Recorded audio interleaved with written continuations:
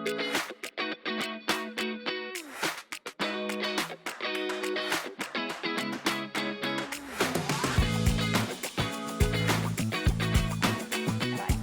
ek is Rachel Fourie en hierdie is my hartklop so. Ek is ongelooflik opgewonde om vandag se gas aan julle bekend te stel. Haar naam is Alet.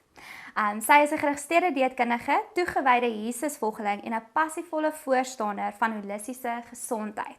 Sy lei haar praktyk by Niche, ek kom reg uitgespreek, ja sy, en is ook die eienaar van Nibble, 'n unieke kindersgesondheidskafee. Alet sien voeding as 'n vorm van aanbidding, 'n manier om God te eer deur hoe ons vir ons liggame sorg. Met 'n hart vir vrouens, kinders en gesinne bring sy Bybelse waarheid en wetenskap saam om mense te help om vry te leef van skuld en verwarring rondom kos. Hallo Alet. Hallo Rachel. Welkom al die pad van Johannesburg. Johannesburg. Joyburg. Nice. Hoorie Alet, baie welkom hierso. Dankie dat jy vir ons kom kuier het vandag. Ek het gedink om hierdie episode bietjie anders te, omdat ons bietjie gaan praat oor voeding en kos en alles wat lekker is. Want mense hou van eet. Ek hou baie van eet. Ek weet nie van jou nie. Love it. Ons gaan bietjie praat oor wat doen mense met cravings. Great. Okay, great. Toe het ek gedink, in plaas van om te begin met die vraag wat ek altyd vra eerste, wil ek vir jou vra, as ek nou by die huis kom na 'n lang dag en ek is 'n alleen mens, daar's nou nie 'n familie of kinders of enigiets waarvoor ek moet nou sorg en ek moet gou vinnig iets gesond aan mekaar slat. Wat sou jy sê moet ek doen? Okay, so jy gaan slim wees, jy gaan 'n double dinner doen. Okay. Ons neem Didi in ons wêreld. So jy gaan basies genoeg maak vir jou vir vanaand en môre middagete en vir jou freezer. Okay? Dis slim. Freezer is the best takeaways, okay. En wat jy gaan maak is, jy het hierdie lekker pasta gereg nou ontdek. Okay. Jy gaan nie wit pasta gebruik nie, jy gaan lentil pasta of chickpea pasta koop. Okay. En dan wat jy doen is jy vat feta en jy vat baby tomatoes. Jy sit dit in 'n oondpak en jy sit dit in die oond. Terwyl dit in die oond is, maak jy gou jou pasta. Dit vat 5 minute, né? Terwyl jou pasta op die stoof is, maak jy gou vir jou of bietjie bacon of 'n hoendertjie in die airfryer. Okay. En dan na 'n paar minute haal jy jou feta en jou baba tomaties uit, sit bietjie balsamic vinegar, crush alles, gooi jou pasta in, gooi jou hoender in, lekker baie spinasie, meng dit. Okay, ek het aandete vir vanaand. Dis so lekker, dis so lekker. As jy wil extra maak, sit jy bacon bits by. Yes. En bietjie parmesan kaas en dan slaai jy aan die kant. As jy het. As jy Het jy 'n resepteboek van jou eie? Nog nie. Nog nie. Okay, is dit die droom? Is dit die Ek kry baie die vraag deesdae so op hierdie sonne met ek nie tyd nie. ons sal uitkyk vir hom. Okay, dan gaan ek begin met die vraag wat ek vir elke gas vra wat op my bank kom sit en dit is nou gepaard met die naam. En ek wil vir jou vra, hoe klop jou hart? Waarvoor klop jou hart? En dan gaan ons van daar af dit bietjie unpack. So my hart klop regtig dat die liggaam van Jesus, so met ander woorde ek en jy, die alledaagse believer, dat ons gesond is, dat ons stamina het en dat ons energie het om in die goeie werke te loop wat Jesus voor die begin van tyd vir ons beplan het. Okay. Ja, en dit behels dat mens gesonde keuses maak. Okay. Ja. So op grond van dit, ek het nou hierdie vraag, maar ek wil net my Afrikaans mooi kry. So nee, wil ek vir jou vra soos hoe het jou verhouding met Jesus dan jou roeping as dieetkundige gevorm? Dis 'n baie goeie vraag. So Dankie. die coach in my kom nou uit. Good question. So ek het die eetkunde gaan swat, maar ek het nog nie die Here geken nie. Okay. Maar ek dink as mens terugkyk, dan sien mens so sy hand oor jou lewe ten spyte van dat jy hom nog nie geken het nie. 3 jaar in hom ontmoet, radicaal my lewe vir hom gegee en toe besluit ek skop nou op, ek word nou 'n dominee of 'n pastoor of wat ook al. Okay. Dis my ma vir my nee, doen nie. Jy gaan klaar maak. Ek het actually 'n groot deel van my Komsif by Tsepong Hospitaal gedoen. En toe, jy weet, my pad met die Here gestap, maar so 2 jaar terug het ek 'n knop op my skildklier gekry en het besef dit moenie daar wees nie. So ons is dokter toe, dokter het my verwys vir ekstrale, uiteindelik biopsie om te kyk of dit kwartaardig is. En dit was 'n baie dit klink vinnig, maar dit was 'n lang pad en in daai tyd het ek net regtig by die Here gesit en ek het vir hom gesê ek weet nie wat gaan die uitkoms hiervan wees nie. Ek weet nie is dit kanker, is dit nie, maar ek smeek u, kan ek net my 2 seentjies groot maak. En dit was regtig soos die stir van my hart was. Ek wil so graag net hierdie 2 seentjies groot maak. En in daai tyd het ek gevoel die Here vir my sê, baie duidelik vir my gesê het, jy is plan A vir jou kinders se lewe. Jy is my plan A vir jou kinders se lewe. En daar het ek het daardie mantel opgevat. Ek was soos, as ek plan A is vir my kinders se lewe, moet ek gesonde keuses maak, sodat ek hulle kan grootmaak, sodat ek die woord wat ek het oor hulle lewe, actually oor hulle kan spreek, kan sien hoe dit tot vervulling kom, en daar berus 'n verantwoordelikheid by my dan, om gesonde keuses te maak, en ek dink dis waar die twee connected. Okay, Jesus het hierdie mandaat vir my gegee as 'n ma, om gesonde keuses te maak, en dit het deurgetrek in my beroep en in my roeping in van 'n dietkundige wees, om te besef, okay, maar is ek besig om my gesondheid te steward in 'n manier wat gaan maak dat ek hierdie twee seentjies optimaal kan grootmaak. Sjoe, dis 'n baie mooi antwoord. Fun fact, ek dink nou net, maar ek werk die dietkundige swat O, is dit? Ja, ek weet nie hoekom het ek dit nie gedoen nie. Wat is vir jou soos in praktyk? Sê nou maar as jy nou jou prakties gaan doen het of so, wat is vir jou soos 'n baie rewarding ding in die lyn? Ja. Ek dink wat altyd rewarding is daai liberation wat mense kry as hulle besef iets wat hulle geglo het is nie noodwendig waar nie. So ek dink daar's baie myths oor voeding en oor leefstyl, en ek dink veral in die era wat ons nou leef met social media en AI en al daai goed, daar's soveel opinies en mense kom na my toe met confusion, verstaan, en Jesus wil nooit vir ons confusion hê nie. En dan as mens al sien hoe die lightbulbs afgaan van, dis so eenvoudig. Dit is nie so ingewikkeld nie, dis nie al die fads nie, dis nie al die trends nie. Dis eintlik so eenvoudig. Ja. En dan om te sien hoe hulle dit actually gaan toepas en hulle lewe verander. So as 'n pasiënt vir my sê, ek het skielik meer energie, of ek voel nie meer so sleg nie, of my suiker het geval, of ek het actually daai gewig verloor, wat ook al het my be, maar om te sien hoe hulle dan dit vat en dit gaan toepas en in dit loop, is vir my, dis die beste. Op grond daarvan, jy sê dis so mooi om te sien hoe die pasiënt nou jy weet, soos uit die leenheid kom en dalk nou soos gesond word en daai goeters, nê. So wat vir jou in jou opinie is 'n gesonde leefstyl? Hoe lyk dit dan vir jou? As iemand 'n gesonde leefstyl leef? So ek dink 'n gesonde leefstyl vir my is om primêr verantwoordelikheid te vat vir jou liggaam. So met ander woorde, daar's 'n skrif in Romeine 12 wat sê, and offer your bodies up as a living sacrifice. En vir my is 'n gesonde lewe om dit te besef dat toe ek my lewe vir Jesus gegee het, het ek liggaam, siel en gees vir hom gegee. Ek het nie net my siel en my gees vir hom gegee nie, ek het my liggaam ook vir hom gegee. Ja. So dit beteken dat my liggaam is nou syne en ek steward nou iets wat eintlik syne is. John Bevere, ek weet nie veel om ken nie. Ja, ek ken hom ook. Maar hy praat van as jy 'n Ferrari ry, gaan jy nie ou olie en vuil petrol in jou Ferrari ingooi nie. Maar soveel te meer as jy 'n vriend se Ferrari ry, gaan jy nie in hulle Ferrari ou petrol of vuil olie ingooi nie. En dis presies so met ons. So my liggaam is nie meer myne nie, dis Jesus se, en ek wil mooi na hom kyk, ek wil dit goed steward. En daai mentaliteit verander alles. Dit verander die voedselkeuses wat ek gaan maak, dit verander hoe ek gaan oefen, dit verander selfs hoe ek oor kos dink. Ek dink baie mense het 'n baie slegte verhouding met kos en dit is vir hulle jy weet dit limit hulle in 'n sin, dit sit hulle in bondage. En om te besef dat God het kos goed gemaak. Dis goed. Dis gemaak om ons te nourish, om ons gesond te maak, om vir ons energie te gee. In Genesis 1:29 is dit die eerste geskenk wat hy vir ons gee. Hy gee vir ons die geskenk van kos. En hy vat 'n tree terug en hy sê it is good. So kos is goed. So gesonde koskeuses kom vir my uit 'n gesonde mindset oor kos en om dan uit daai plek uit te sê wat het my liggaam in hierdie oomblik nodig? Wat gaan vir my in hierdie oomblik energie gee? Wat gaan vir my vitality gee?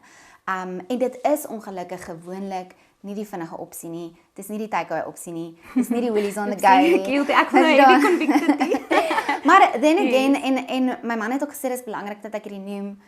Ons hoef nie perfek te wees nie. Ons hoef nie perfekte koskeuses te maak nie. Ek maak nie elke dag perfekte koskeuses nie. Maar so vers as wat ek kan, probeer ek goeie keuses maak wat ek weet worship is unto the Lord en wat gaan glorie bring vir hom in my liggaam sodat ek in daardie goeie werke kan stap.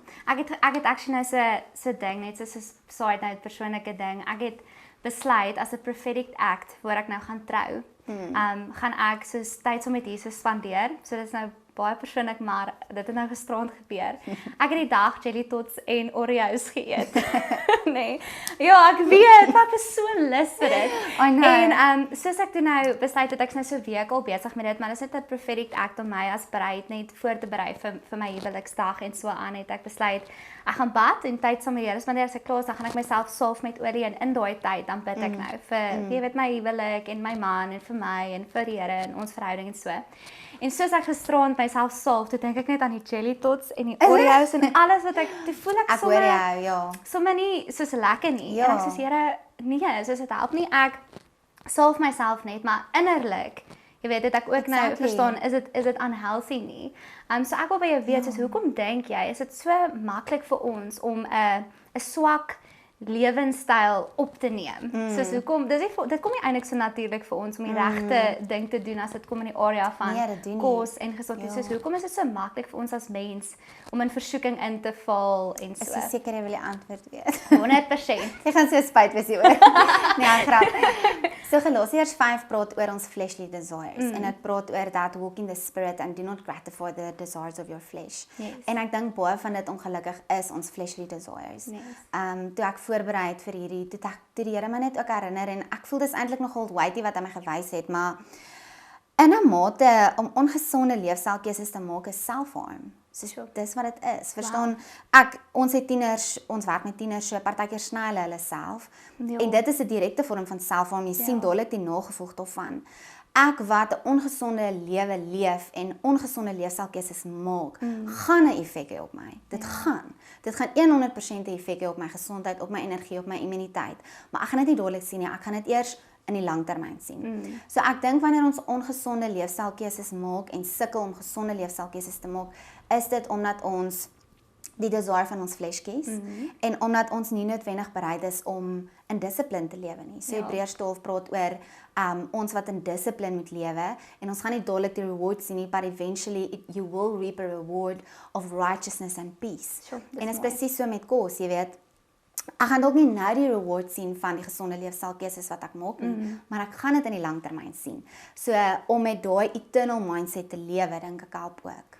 So sal jy sê dan kos en keuses rondom dit is maar 'n vorm van dissipline. Ja, definitief. Ek dink dis een van die grootste vorms van dissipline. Ek dink in ons geestelike lewe het ons dissiplines, né? So ons het devotion, prayer, fasting, community, fellowship, ons het nagmaal, ons het al daai disciplines.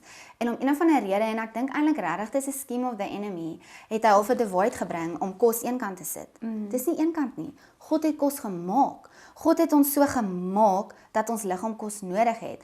Selfs as mens kyk na iets eenvoudigs soos en ek smaal oor hierdie voorbeeld, verskillende seisoene het verskillende vrugte. Natuurlik het God dit gemaak, nê? Yes. Maar as mens nou gaan kyk, ek sê altyd vir my pasiënte, eet seisonale vrugte en groente, want dit het presies die vitamiene en minerale in wat jy nodig het vir daardie seisoen. So as ons byvoorbeeld gaan kyk na winter, okay? Winter weet ons almal is sitrus volop. Sitrus het baie Vitamiin C in. Ons kort meer Vitamiin C in die winter. So dis sulke tipe goed. God het dit gemaak en as ons besef maar God het dit gemaak om my liggaam gesond te hou, dan raak dit skielik deel van ons dissipline, raak dit skielik deel van my pad met Jesus in plaas van net 'n eksterne ding aan die kant. Ja, ek dink nou aan soos baie mense wat al opgegee het op hulle gesondheid en op hulle leefstyl. Verstaan jy, soos ek ken nou 'n paar, ek wil nou nie spesifiek maar 'n paar ooms, so 'n paar mense net soos wel, dis net maar wat dit is, dit maak nie saak wat ek inneem, wat ook al, my lewe is al verby, ek's nou 50, hoekom moet ek na myself kyk? Het jy weet jy soos half hoekom val mense in sulke tipe mindset wat hulle net kind of nie voel dit is 'n belangrike ding in 'n mens se lewe nie?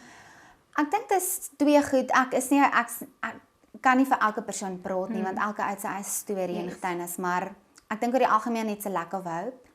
En ek dink om nie 'n eternal mindset te hê nie. Ek vertrou die Here om 100 te word.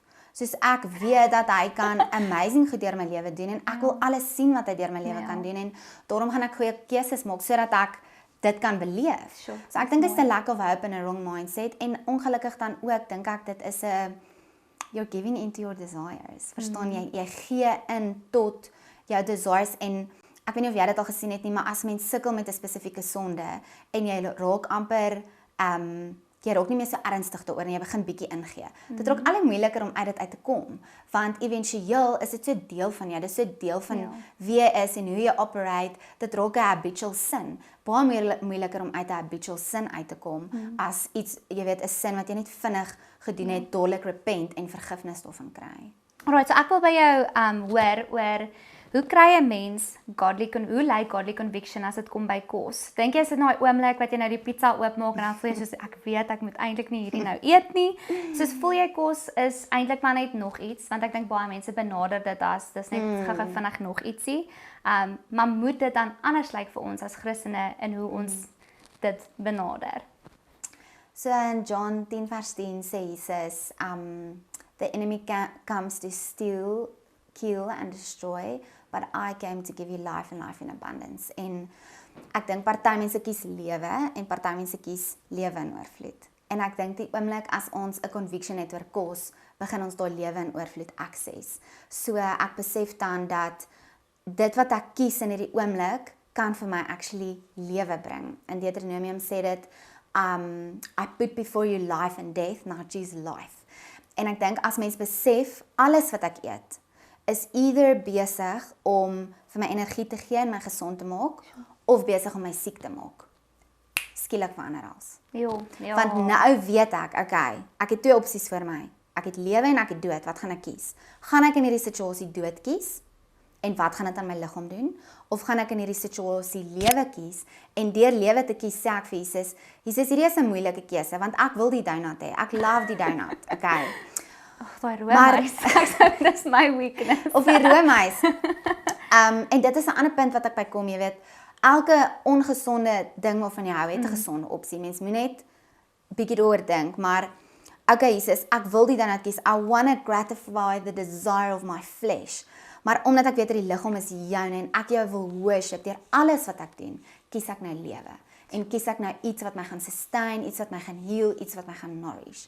En dan raak dit maklik. Dan is dit nie meer moeilik nie. Ja, so dis hoe ons dit as Christene eintlik na daarmee moet kyk. Choose life. Ek sê nie life and death nie, maar life or life in abundance. Ek hou nogals van jy dit gestel het. So, dis baie mooi. So Alet, ek wil by jou hoor, hoe lyk dan 'n holistiese gesondheid vir jou as iemand holisties gesond is? So ek dink as ons kyk na ons 3 dele, liggaam, siel en gees. Vir gees natuurlik devotion, to sit with the Lord. Siel sal ek sê, dink ek baie aan Romans wat praat oor to renew your mind. Ek dink dit is so 'n belangrike deel van ons pad met Jesus.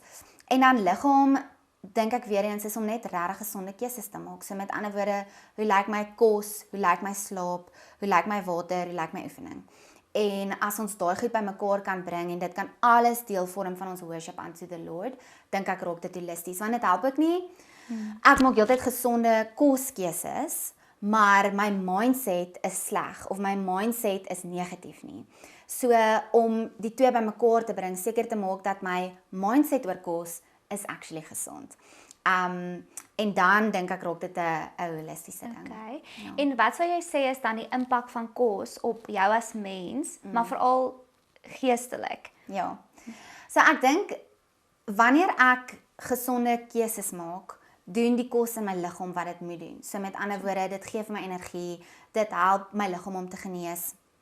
En wanneer ek dan met ander woorde energie het, ek het stamina, dan kan ek ja sê vir wanneer Jesus my 3 uur die oggend wakker maak en hy wil met my praat. Ja. Of ek kan ja sê wanneer hy my vra gaan na daai nasie toe, ek roep jou daarheen.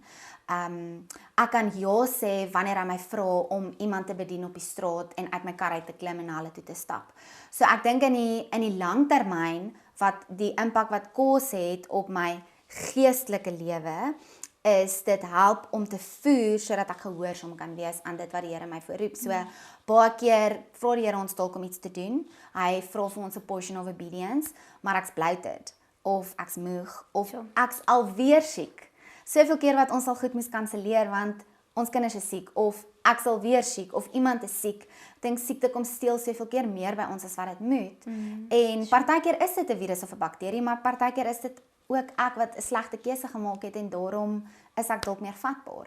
So in die langtermyn dink ek dit it pushes us towards obedience in ons geestelike lewe. Ek het nou aan iets heeltemal gedink, is nou nie hier op nie, maar vas. Ja. Ek het nou gevoel kom ek praat ietsie oor vas, dis 'n nee. awesome topic. So het jy al gevas? Okay, so jy vas, okay, dis goed. Ek wil by jou weet oor vas. Hoekom is dit so dat wanneer jy nou jou kop rondom ek gaan nou vas, dan is mens extra honger. Jy weet jy wil 'n watervas aanpak of intermediate fasting aanpak. Jy wil nou 'n bietjie by die voete van die Here uitkom, jou gees kom voed basies. Yes, ja. En dan ewe skielik dan is daai honger net soveel groter. Soos het jy enige raad vir iemand wat dalk 'n vas wil aanpak, maar net die mentaliteit's nie daar nie. Hulle is te bang om dit aan te pak. Ja. Ja. So vas is een van my gunsteling goed om oor te praat, want dit is vir my net weer een van die onderwerpe wat in die fisies is dit so goed vir ons, maar as ons dit deurtrek na die geestelike toe is dit ook so goed vir ons en ek glo dis hoe God ons gemaak het. Sure. Maar so met ander woorde, vas is verskriklik goed vir ons gesondheid. Ek en my man was lank in 'n roetine wil ek amper sê wat ons een keer 'n week gevas het. En mainly vir 'n geestelike rede, mainly okay, Jesus ons vat die dag om te vas. Ons weerhou onsself van kos en die tyd wat ons sou eet vat ons om te bid en tyd saam mee te spandeer. Maar omdat ek dieetkundige is, weet ek ook in my agterkop hierdie is so goed vir my gesondheid, want wat dit doen is dit reset alles. So vas is soos 'n reset vir my selle. En so vir my is dit 'n double whammy. Verstaan ek, dis ek super heilig, maar ek's ook besig om my hele liggaam te reset. So vas is regtig goed in die fisiese aspek. Ek dink in die geestelike aspek hoekom ek dadelik honger voel die oomblik as ek besluit ek gaan vas is maar net daai fleshly kant van ons wat dit wil hê wat ek nie kan kry nie. So die oomblik as ek besluit okay, ek gaan nou vas, skielik voel ek lus vir 'n sjokolade. Die fisiologiese rede hoekom jy lus voel vir 'n sjokolade is jou bloedsuiker het net geval. Die oomblik as ons bloedsuiker val, dan sê ons liggaam, so ons brein sê dan ek kort iets wat nou dadelik my bloedsuiker gaan stoot en iets wat my bloedsuiker gaan stoot is gewoonlik iets ongesond. So met ander woorde iets soos 'n sjokolade of iets soos 'n vrug want dis glikose. So glikose gaan my suiker dan weer opkry. So my liggaam kort dit, maar as ek dan vir my liggaam nee sê en ek abstain, wat dan gebeur is my insulien word nie meer afgeskei nie. So my glikose stabiliseer, my insulien stabiliseer en stabiele insulien is eintlik een van die beste goed wat mens kan doen vir jou liggaam. So dan éventueel gaan daai craving ook gaan. Ja, dit is baie cool. Ek dink dis seker hoekom ek gister my bloedvlakke het gedaal. Toe moes ek dit Dis jou brein vir jou, jy kort 'n jelly tot. Maar dit is altyd vir my interessant soos met vas. Soos altyd is amper asof dit meer hierdie geestelike, jy weet, attack ook is. Want altyd wanneer ek nou sê, okay, ek gaan vas of ek gaan nou dit aanpak, aanpak. Dan ewe skielik dan is mense soos ekstra honger. So is eintlik vir my interessant want dit is ook die duiwel wil net kom steel uit dit uit en vas het soveel mooi deurbrake. Ek onthou 1 jaar het ek saam met die kerk in Januarie die Daniel vas vir die eerste keer of so gedoen en my hele jaar het anders te gelyk omdat ek dit Januarie so aangepak het as dit sin maak. En ek het ken ook soveel getuienisse van mense wat vas en dan is daar soveel deurbraak aan die ander kant van dit. Maar 'n cool revelation vir my is ek het al vas aangepak nie vir my nie. Ek hoop dit maak sin, maar ek sal in my vasheid sê Here, ek vas vir die genesing vir ander mense. En daarin het ek al ook soveel meer die beloning gesien het omdat dit nie gegaan het oor my of noodwendig my koneksie met die Here of so nie. Wanneer dit gaan wanneer ek het soos Here, ek gee my liggaam vir U as 'n living sacrifice, maar in hierdie vasheid stuur mense wat ek kan bedien, voor kan bid. So ietsie en dan dit is ook nogal my baie mooi as mens vas benader uit 'n plek van dat dit nie net oor my gaan nie, maar oor Here, laat dit oor U gaan. Hier is ek, Jesus. En ek dink ook as jy vas dan outomaties hoef jy nie te dink oor kos nie. So dit vat daai mind space is, jy het bietjie meer mind space. So Jesus kan beweeg, verstaan, hy kan ons lei. Ek het 'n vriendin wat nou onlangs met my gedeel het daai man wat aan sy bure se deur gaan klop wat vra vir kos en dan sê dit as jy aanhou klop, sal ek eventueel die deur oopmaak en vir jy die kos gee. Daai man het geklop vir sy vriend. Dit was nie vir hom nie. Die kos was nie vir hom nie. Dit was vir sy vriend. En daai intercession, hoe belangrik dit is, dat ek actually intree vir my vriende. Dat wanneer ek sê ek gaan intree vir my vriende, ek dit doen en dat ek my vriende weer vra om in te tree vir my. En vas is so 'n goeie manier om dit te doen, om te sê, okay, ek gaan vandag vat, dis Dinsdag, ek gaan Dinsdag vat, ek gaan vas en ek gaan regtig tyd uitsit om te bid vir hierdie vriendin. Dis massive. Hoe in 'n hoe kan ek sê in die professionele wêreld net soos hoe lank is 'n watervas goed vir 'n mens. Ek wil net soos dit vra. So sê nou maar 3 dae, 7 dae, sal jy sê na 10 dae oor die luister, want Jesus het mos baie lank sonder niks gegaan nie. So ons het 'n baie goeie vriend wat al 40 dae watervas regtig? gedoen het. Ja, ek gaan maar eerder nie sy naam sê nie. Ek dink hy sal kwaad wees vir my. Maar ja, so hy het 'n 40 dae watervas gedoen en hy het baie gewig verloor en maar hy het dit gedoen. Ek onthou toe ek begin vas het, was ek eendag by die dokter. Ek was siek en hy het vir my gevra, kan hy vir my antibiotika voorskryf en ek sê toe vir hom nee, want ek vas nou. En hy was baansteld. Hy was soos jy kan nie niks eet nie, eet ten minste iets. Ja. Maar natuurlik het hy nie verstaan die doel van vas nie. Die doel van vas is om 'n tree terug te vat en myself te withhold van die desires van my vlees.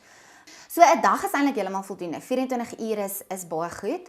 Ek sal sê optimaal as jy regtig voel jy het 'n reset nodig is 3 dae die beste. Okay. Maar mens kan gaan tot 'n week, tot 10 dae, solank as die Here jou lei. Jo, nee, ek kan net imagine om soos Ja.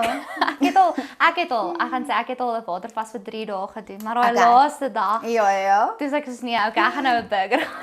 Dis nou so, maar dis moeilik, Dis dit is nou uitdagend. Dit is regtig, maar die uitdagend. breakthrough van dit is regtig so amazing. Wat vir my baie kenmerkend is van vas en ja, dis vir my so mooi. As ek vas en ek voel honger, al wat ek voel werk is die skrif. Ja, Soos die amen. fisiese Bybel. Ja. Nie op my foon nie bid nie, die fisiese Bybel en ek lees net. Verstaan, ek kyk Ek doen dit vlei. soos lees net en dis wat die Ja. Here sê, is verstaan sy woord is lewe. Ja. So dit werk vir my baie goed om my honger net te stil is om fisies in die skrif te wees. Ja, amen.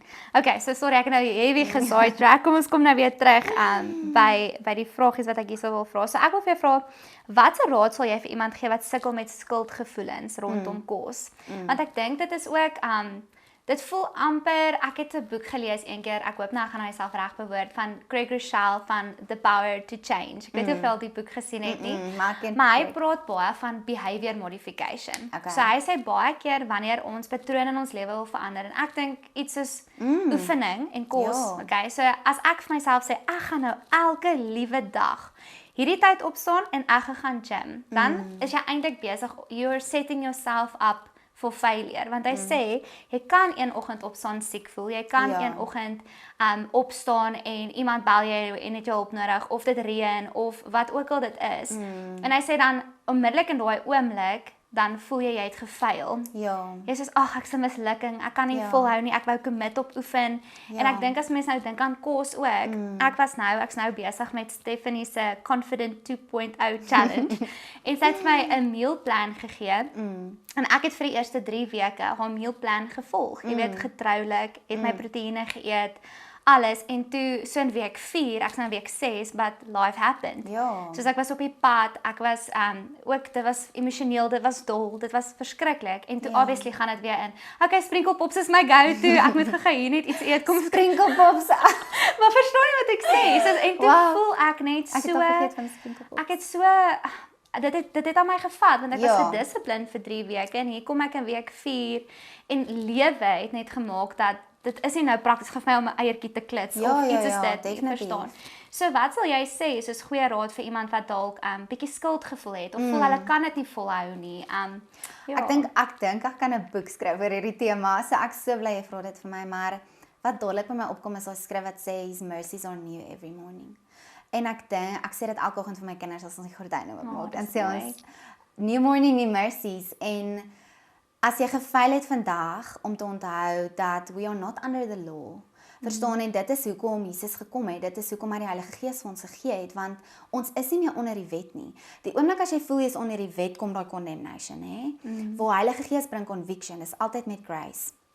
So met ander woorde om te onthou, ons is nie, we are not under the law, we are under the law of liberty. Met ander woorde, daar's freedom en ook daar's grace. Daar's endless grace. En 'n baie belangrike ding wat ek moes besef oor genade en die Here het regtig so baie met my oor gepraat is dat genade empower ons. So genade is nie net daar's grace, I can sin more nie. Genade empower my sodat ek sy grace kan access, sodat ek môreoggend kan opstaan en kan sê dis 'n nuwe oggend, daar's nuwe mercies. Vir vandag is daar genoeg mercy. So vandag kan ek Jesus, I can access your empowering grace for today. Gee my die genade om gesonde keuses te maak. Gee my die genade om van voor af te begin. Sure. So dit is, ek dink dis belangrik. Ek dink kos kan condemnation bring en dit kan bondage veroorsaak. Maar as ons dan net vinnig weer na die gospel toe kyk, dan ons is hy dit is hoekom Jesus gekom het, juis om daai condemnation van ons af weg te vat. Ja, daai is so goed. So ek wil vir jou nou vra, jy praat baie van kos is ook 'n vorm van aanbidding vir jou. Okay, jy het nou baie van dit genoem. So hoe lyk dit dan nou prakties, as jy soos 'n praktiese voorbeeld kan gee van hoe om die Here dissipline, aanbidding, worship, as dit 'n form of worship is, in jou lewe toe te pas, as dit kom by kos? So ek bring Jesus baie in my kos deel van lewe in, terwyl ek kos maak, maar ook wanneer ek eet. Verstaan, ek dink een van die eerste goed voor ons eet om die kos heilig te verklaar. En kan ek regtig 'n McDonald's burger heilig verklaar? I don't know. Hulle het actually vir my so vrae gevra by Akapai gemeente toe vra hulle, as jy daai persoon wat al gebid het vir kos, dat jy weet jy nie moet jy sê ja, ek bid, Here mag hierdie net al hoe vinniger my calories verbrand. Mag hierdie net deurval. Maar ek dink op die einde van die dag so wanneer ek 'n lekker bord kos eet. So 'n lekker bord kos vir my is baie groente, 'n lekker stukkie vleis, 'n gesonde koolhidraat. Terwyl ek dit eet om te sê, wow, Jesus, hierdie is lekker. Jy het kos so goed gemaak. Jy het kos so lekker gemaak.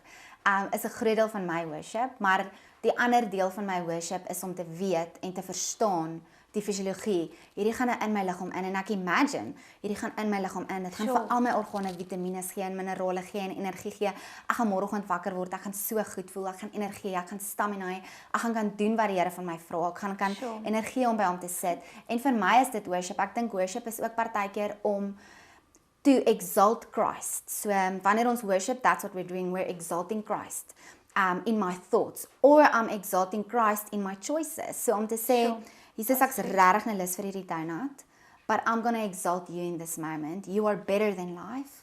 En ek kan dit nie nou kies nie. John Bevere sê ook, toe hy die shift gemaak het na gesonde lewe toe, het hy op hy donuts eet. So ek praat baie van donuts, want dis my thing. Ek love donuts. Maar ek het 'n gesonde donut daarom nou.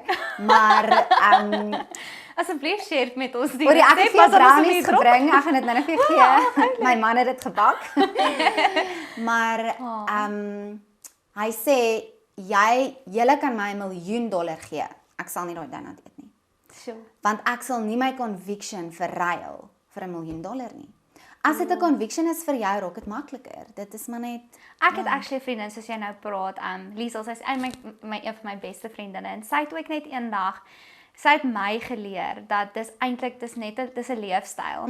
So jy kan 'n waffle, 'n donut, 'n stuk koek, maak nie saak wat vir haar eet. Sy doen dit. Sy sê you. So sy sê Rachel, imagine it gou. So sy begin al klaar self. Soos die donut hoe ek sal voel dalk oor wat hou ek nou nie van nie.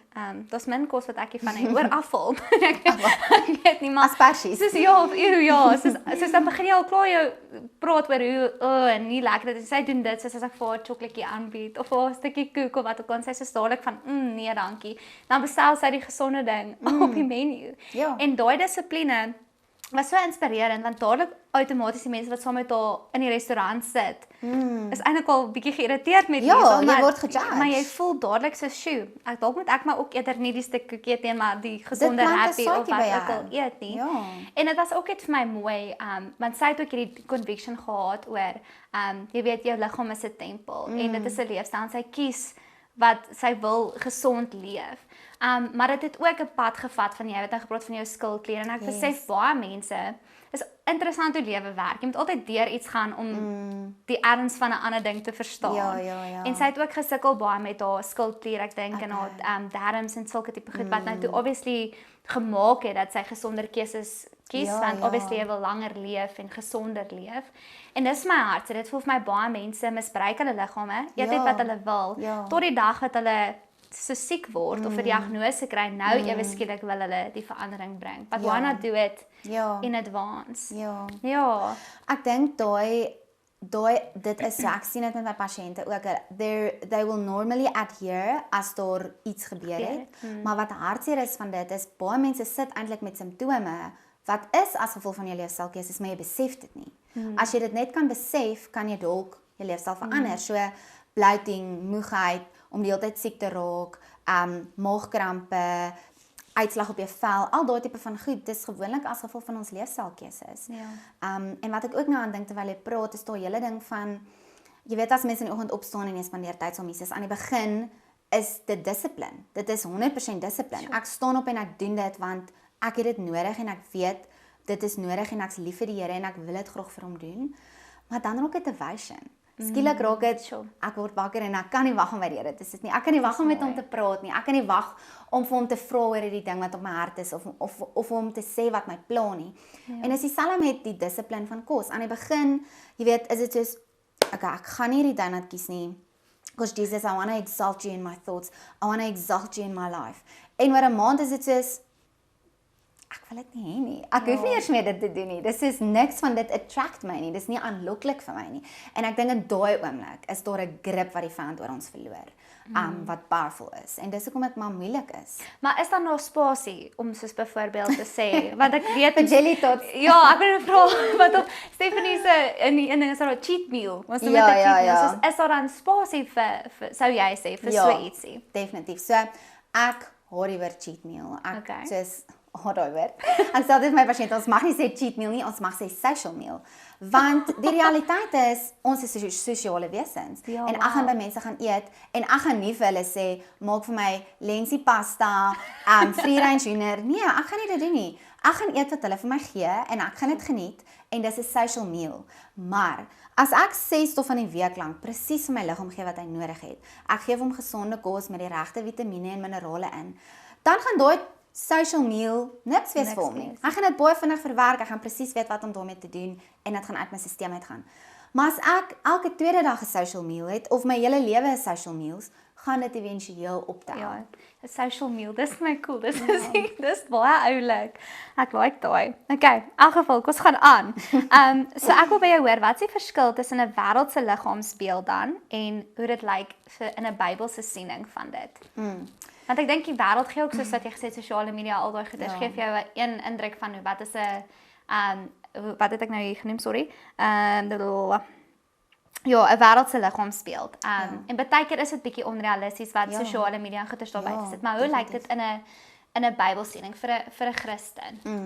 So ek dink 'n wêreldbeeld as mens dit moet stel, lyk dit soos ek is toned, ek het baie spiere, ek's baie maar, ek pas in 'n klein jean, wat ook al dit mag wees vir jou algoritme. Ek dink in 'n Christelike beeld of in 'n geestelike kant, lyk dit soos ek het energie. As ek gym toe ry in die oggend, dan sê ek vir die Here, dankie dat ek hierdie kan doen. Dankie dat ek actually kan gaan oefen. Ek oefen nie want ek soek die klein jean of ek soek die mooi foto of ek soek die six-pack nie. Ek gaan oefen want ek wil gesond bly, ek wil energie hê, ek wil stamina hê en ek kan actually oefen. Soos ek het die energie om dit te kan doen. Al my ledemate werk. Dis goed. Why not? So ek dink dit is 'n 100% renewal of the mind thing.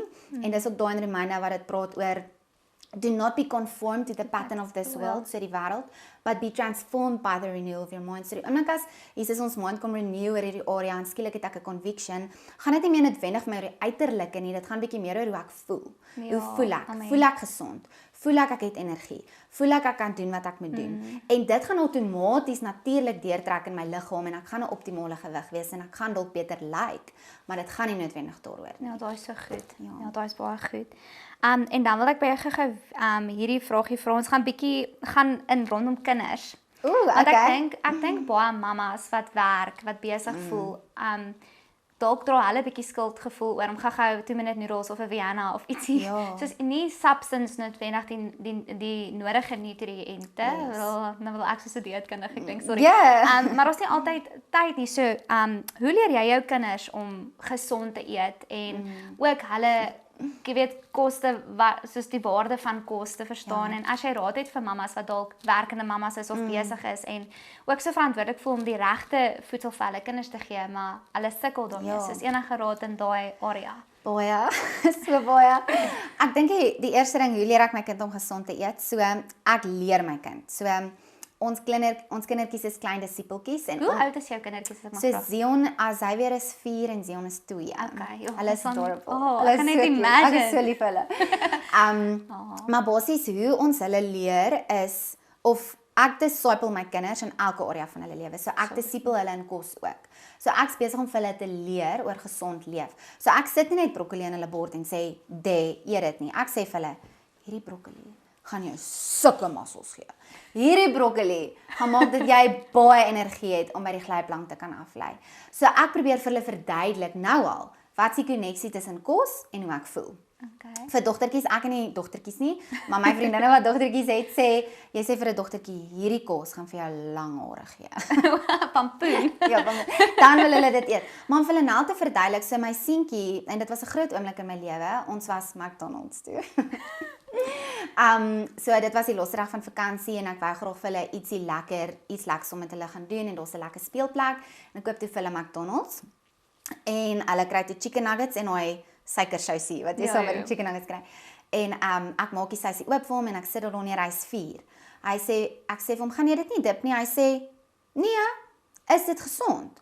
Ek sê vir hom, nee, dis nie gesond nie. Hy sê, dan gaan ek dit nie dip nie. En ek het daar gesit en ek was soos, hierdie is soos 'n marking moment in my lewe wat iets wat ek doen werk. Ja, So partykeer maak hulle nie die regte keuses nie, maar om nou vir hulle te verduidelik dat hoe jy eet gaan beïnvloed hoe jy voel, hoe sterk jy is, hoeveel energie jy het en dan op die einde van die dag in 'n mate ook hoe jy lyk en hoe jy omgaan met jou maatjies. So dit is 'n groot ding en dan probeer ek ook vir hulle leer die gesonde alternatiewe. So byvoorbeeld nou Wow, okay, ja. my kinders love brownies, so ek het 'n gesonde brownie resep gaan kry en ons bak gesonde brownies en hulle kan enige tyd van daai brownies eet want dit is gesond. So ek weerhou hulle nie noodwendig nie.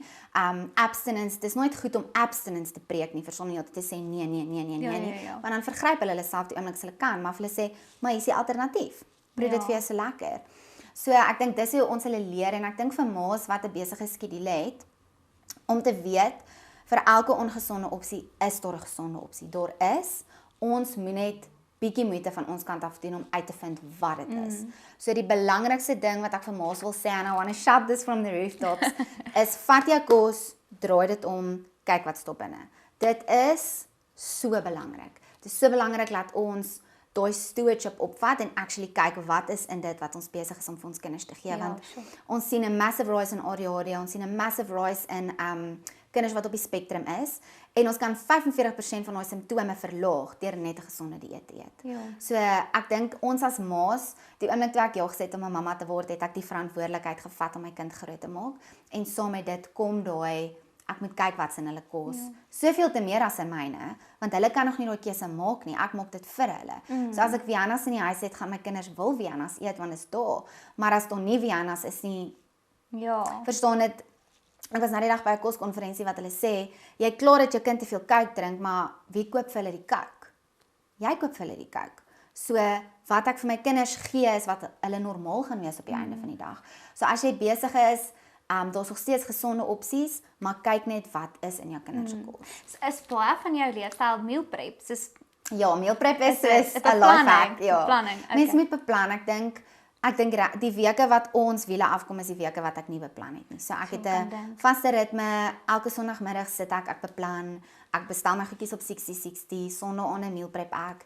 En daai weke gaan dit goed. Die weke wat ek dit nie doen nie, is dit maar gryp en koop hier en vat daar en los daar en gooi hier en wat ek al so ja, ek dink meal prep is 'n life hack. ja, dit Vir al help. van ma's.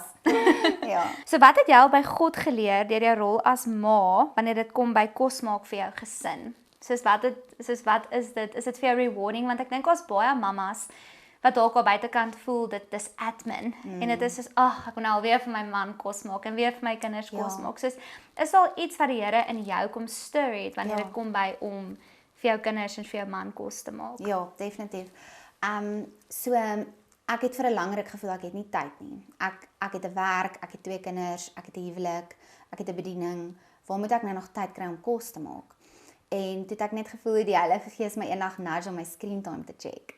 En toe ek my screen time sien, toe besef ek as ek hierdie hoeveelheid tyd het om op social media te wees, het ek definitief tyd om vir my kinders 'n gesonde bord kos te maak. So ek dink vir my is dit ook net weer 'n vorm van worship. Terwyl ek kos maak, is ek dankbaar dat ek dit kan doen. Ek is dankbaar dat ek kinders het waarvoor ek kan kos maak. En ek is dankbaar dat die Here my leer en my lei oor wat is gesond vir hulle en dat hy my die kapasiteit gee om dit te kan kies. So dit is vir my 'n massive gift om vir my kinders kos te maak en dis 'n journey. Verstaan, mens maak iets vir hulle wat gesond is en wat jy dink hulle gaan van hou en partykeer wil hulle niks van eet nie en môre aand probeer jy weer iets anders. En partykeer sometimes I stick to my guns en ek sê sorry guys, dis al wat julle vanaand kry of julle eet dit of julle gaan slaap honger en baie ma's is baie bang om hulle kinders honger te laat gaan slaap. Ek is nie, want ek voel partykeer is dit hoe ons moet leer. Partykeer moet my kind leer mamma weet beter in hierdie regard. So dit wat sy vir my gee is gesond en ek moet dit eet. Dit gaan my laat goed voel en as ek dit nie eet nie, my keuses het altyd nagevolge. Dis een van die groot goed wat ons kinders leer. Keuses het nagevolge. Een van die groot goed wat ek as 'n Christen vandag nog moet leer. My keuses het nagevolge. So ek is so dankbaar dat ek vir my kids kan kos maak. Terwyl ek kos maak, is dit absoluut vir my worship. Soos ek dit voor hulle sit, is dit absoluut worship en ons het hierdie ding wat ons dan 'n kersie aansteek en elkeen kry 'n beerd en dan as ons die kersie aansteek terwyl ons eet, dan sê een van hulle nou, Jesus is lig. Jy weet, en dan eet ons lekker saam en dis 'n tyd van fellowship. Ek het 'n boek gelees, die boek se naam is Habits of the Household en dis 'n ou wat net skryf oor hoe om gesonde habits in jou huishouding te instil. En hy het 'n hele hoofstuk oor kos.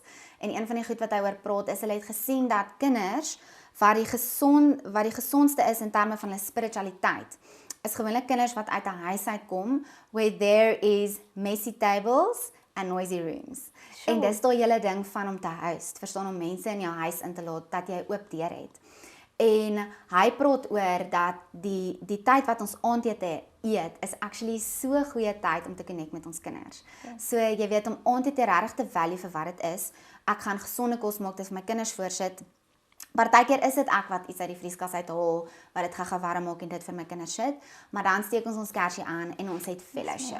En dit is baie moeilik om fellowship met 'n 2-jarige te hê, maar dit is nog steeds pret, verstaan, en ons het fellowship en ons praat oor ons dag en ek dink een van die redes hoekom die Here vir ons kos gegee het as 'n geskenk is om daai plekke van fellowship te create. So ons sien dit selfs met Jesus, verstaan, when Jesus moved, meals often mattered. Wanneer Jesus opgestaan het uit die dood, een van die eerste kere wat hy aan sy disippels verskyn, maak hy vir hulle ontbyt en hulle eet saam. Verstaan, Jesus in sy risen body maak vir die disippels ontbyt en eet saam met hulle. So ons kan sien dat kos skep baie keer 'n geleentheid vir ons om daai fellowship te hê, veral in ons gesinne, veral in ons families. Dis so mooi. So 'n cool revelation wat God vir my eendag gegee het. Ek het 'n dokumentêr gekyk van Meghan Markle. Ek dink ek spreek al van nou reguit, Harry se vrou. En dit gaan baie oor hoe sy nou kos maak en resepte en mense host en ek het dit ook gekyk. Dis my baie cute. Ek wil ook dainty wees en mense oornooi met fancy goedjies, maar in elk geval. Maar daar was iets in daai want baie keer as ek soos by my maalike en ek moet nou vir hulle kos maak of al daai gedaan, dit outomaties in my, dis nou baie oopie, maar dan is dit soos dis dadelik nie vir my 'n ding wat ek sommer ophoorspring en yes, is my lekker om kos te maak vir my familie nie. En ek was bang ek gaan so vrou wees eendag, soos wat as ek nie lus is om vir my man kos te maak of vir Enderberg is baie kwaai met my, soos jy beter vir my kos maak. Maar in elk geval, en sy het iets gesê in daai dokumentêr wat verskriklik by my gestiek het. En sy het verduidelik dat sy voel dit is 'n gawe, soos een van haar dinge, she loves to feed her family. En toe sy dit so gestel het van dis eintlik net vir soos haar liefde, haar passie is om haar familie te voed. Ja. Toe verander dit meer van dis 'n werk na but it's servanthood. Dit is 'n voorreg, dit is 'n gift. Dit is en dis hoekom sy dit so tot die ekstra doen. Sy doen dit so mooi want dit is vir haar hierdie ding van she loves to feed her family. En nou elke keer as ek sit by my ma kuier of Roberg kom kuier of wat ook al, en ek het die voorreg om kos te kan maak, sy sê I love to feed my family, my husband, my kids. En ek dink uit daai plek uit, dan sit dadelik daai vorm ook van ook 'n dissipline in die sin van daai servanthood. En dit is ook Tannie het eendag gesê die beste raad wat sy al gehoor het is daai van dat wat ook al jy doen dit ter ere van die Here. Yes. En dan ook daai van selfs in 'n ding soos om vir jou familie kos te maak of vir jou man kos te maak of wat ook al, soos to feed your family is daai ding van jy doen dit nie noodwendig vir hulle om na die tyd te sê, "Ag, dit kos is so lekker, dankie vir die bederf," maar daai om te weet, Here, Exactly. dit was nou lekker om hierdie vir u te kan doen en dit in abundance te dis kan pleasing, doen. dis pleasing vir die Here. Die skrif sê, whether you eat or drink, do it all for the glory of God. Eat or drink. Ja, wat beteken ons eating can be for the glory of God. So dit is nie net eating nie, dis for the glory of God. En ek dink dit glorify die Here wanneer ons dit doen. As a pleasing sacrifice vir ons familie, vir ons vriende, vir ons selgroep, vir wie ook al die Here in ons immediate omgewing sit. Ja, dis beautiful. Ek wil 'n bietjie met jou praat oor kom ons tap in soos singleness en ek wat op universiteit ook was en vir 5 jaar op skool gegee het by Girls High. Ek was enkel lopend. Dit is glad nie lekker om vir een mens kos te maak nie. Dis moeite en so ek wil by jou hoor, watter raad het jy vir mense wat nie noodwendig nou 'n hele meal moet maak of wat ook al, as jy 'n enkel lopende persoon is of iemand is wat alleen bly, wat nie gou vinnig, want ek dink dis makliker om dan in versoeking en gaan by McDonald's te stop of Nando's of wat ook al. Enige raad vir so iemand? Ja. So ons sê altyd your freezer is the best takeaway. So om wanneer jy kos maak en wanneer jy voel jy het die krag vir dit om 4 porsies te maak. So jy maak vir vanaand, jy maak vir môre middag en jy maak 2 porsies vir die vrieskas. So as jy vanaand laat by die huis kom, dan weet jy kan net gou-gou in die vrieskas ingaan en jy kan dit vir jou warm maak, want jy weet presies wat jy daarin gesit het. So daar's niks preserveermiddels in nie, daar's niks weird in nie, jy weet presies wat jy daarin gesit het. Ek dink dis die een ding en die ander groot ding is, en mense raak moeg dat ek hierdie sê, maar om te meal prep. So as jy seker maak daar's 'n proteïen in jou yskas wat gaar is die kanse dat jy gou McDonald's toe gaan ry baie kleiner.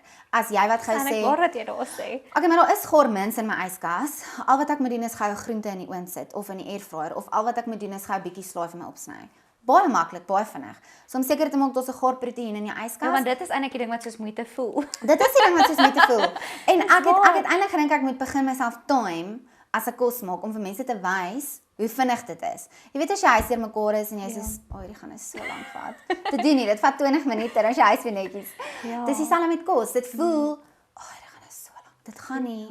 Dit gaan 15 minute vat. So as jy 'n proteïen in jou yskas het en as jy nou wil ekstra wees, jy 'n koolhidraat ook in jou yskas. So ek probeer elke Sondag vir ons of mins of hoender maak saam met 'n buckwheat, 'n bulgur wheat, 'n couscous, 'n wat ook al. Dis in die yskas. As my man honger raak, weet hy daar's iets in die yskas. As my kinders honger raak, daar's iets in die yskas. As ek gou vinnige middagete moet eet of daar's 'n aandete wat ek nie noodwendig beplan het nie, dan weet ek daar's iets in die yskas en ek dink dit geld dieselfde vir enkel lopend. Is as jy weet, maar ek het kos wat klaargaar gemaak is, gaan jy heel waarskynlik eerder soon to revert as jy vinnige ongesonde opsie. Ja, dis goeie raad. Ek het al agtergekom. Ek's lui wanneer dit kom by ietsie vleis. Soos ek moet. Dis die groot ding amper. Hy vat die langs om gaar te word. Ja. So oor cravings, ek weet nie of dit so algemeen is onder mans nie. Jy sal nou vir my sê, maar ek kan definitief getuig dis 'n ding met vrouens. Wat doen mense? Ek is ek gaan nou weer 'n bietjie rou en eerlik wees, maar ek sal so nou lê op my bank en dink ek, "Joh, maar ek is nou so lus vir 'n McFlurry of 'n roomys." Ja. En dit sal nie soos verbygaan nie. Ek onthou dat ek in Potch gebly het, want dit was toe ek het naby gebly aan die McDonald's. Maar in elk geval, maar soos ek en dan naderhand as ek weer sien as dit 7:00 die aand, dan klim in my kar, ek ry en ek gaan koop maar nou daai roomys. Soos hoe kan mens bietjie meer selfbeheersing toepas wanneer dit kom by cravings, daai gedagte stil kry, dat mens nie die hele tyd so baie cravings kry nie. Ja.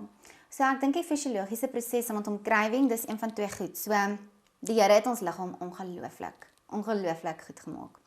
So wat gebeur, is al gebeur iets in jou liggaam, jou brein kom dit agter en hy stuur dan nou 'n sein en skielik voel jy, wag, ek's lus vir iets. So een van 2 goed gebeur, of jou bloedsuiker het nou net geval en jou liggaam sê met ander woorde vir jou, okay, jy moet nou iets inkry wat jou bloedsuiker weer gaan opbring of gaan stabiliseer, of jy het werklik 'n nutriëntekort. So jy sal hoor baie keer sê swanger vrouens hulle is lus vir grond, om grond te eet, né? 'n craving vir grond. Hulle het 'n ystertekort. So natuurlik al ons bloed gaan vir die babatjie en ons ontwikkel 'n ystertekort. So ons transferien word heeltemal uitgeput. So baie keer is 'n craving ek wat 'n nutriënt nodig het. As jy 'n McFlurry crave, weet ek nie of jy noodwendig 'n nutriënt nodig het nie. Dit kan wees dat jou bloedsuiker geval het en nou moet jy jou bloedsuiker opkry. Of dit kan ook wees, ons praat baie oor dat a lot of us are actually addicts. In die sin van ons is verslaaf aan suiker. So met ander woorde, dis hoe verslawing werk. So die oomblik as dit uit jou stelsel uit is, sê jou liggaam, ek kort nog. So die oomblik as jou vorige suikerhaai uit jou stelsel uit is, dan sê jou liggaam McFlurry of Oreo of donut of wat ook al, want hy soek nog. So hulle sê as suiker vandag uitgevind was dit dieselfde drug geklassifiseer as kokain. So verslawend is suiker. Ja. En ek kan dit agterkom, ek eet nie enigstens suiker nie, maar partykeer sal ek iets geëet het en dan was daar 'n hidden sugar in. En dan staan ek môreoggend op en ek sê ek's lus vir iets soet. Hoekom is ek lus vir iets soet? En dan begin ek my steps retrace. Dan sê ek soos, wag, ek het gister 'n muffin gehad. Ek dog daai muffin was sugar free. Kom ek gaan kyk net gou op die ingredients. O, hy het suiker in gehad. Verstaan, so die oomblik as ek weer suiker inkry, daai volgende dag is 'n battle, want nou het my liggaam dit weer geproe en hy soek nog.